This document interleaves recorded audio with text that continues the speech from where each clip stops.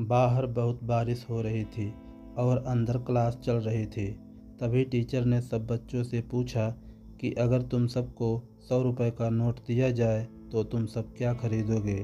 किसी ने कहा मैं वीडियो गेम खरीदूंगा, किसी ने कहा मैं क्रिकेट का बैट खरीद लूँगा, किसी ने कहा मैं अपने लिए प्यारी सी गुड़िया खरीद लूँगा और तो किसी ने कहा मैं बहुत सी चॉकलेट खरीदूँगा।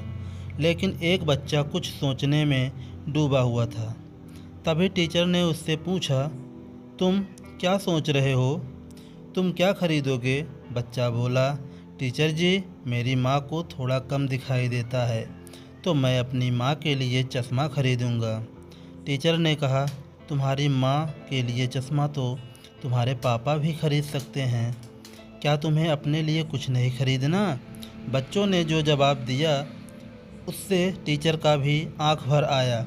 उसने कहा, मेरे पापा अब इस दुनिया में नहीं हैं और मेरी माँ लोगों के कपड़े सिल के मुझे स्कूल में पढ़ाती हैं और उसे कम दिखाई देने की वजह से वह ठीक से कपड़े सिल नहीं पाती हैं। इसलिए सर मैं अपनी माँ को एक चश्मा देना चाहता हूँ और मैं यह चाहता हूँ कि मैं पढ़ लिख कर एक बहुत बड़ा आदमी बन सकूं और अपनी माँ को एक बेहतरीन ज़िंदगी दे सकूं और सारी सुख सुविधा दे सकूं। टीचर ने कहा, बेटा तेरी सोच तेरी कमाई है, यह ले मेरे तरफ से 100 रुपये मेरे वादे के अनुसार, और यह 100 रुपये और उधार दे रहा हूँ, जब कभी कमाओ तो लौटा देना। और मेरी इच्छा है कि तू इतना बड़ा आदमी बने कि तेरे सर पर हाथ फेरते वक्त मैं धन्य हो जाऊं।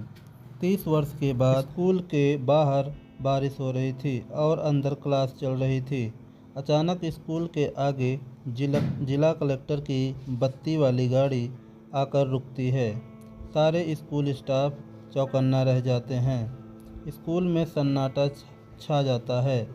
मगर यह क्या एक जिला कलेक्टर एक प्रिंसिपल के पैर में गिर जाता है और कहता है, सर मैं उधार के 100 रुपये लौटाने आया हूँ।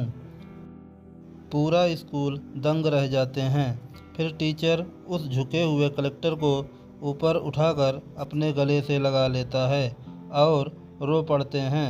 दोस्तों, मशहूर होने पर मगरूर मत होना, घमंड मत करना, साधारण रहना, क्योंकि वक्त बदलते देर नहीं लगती।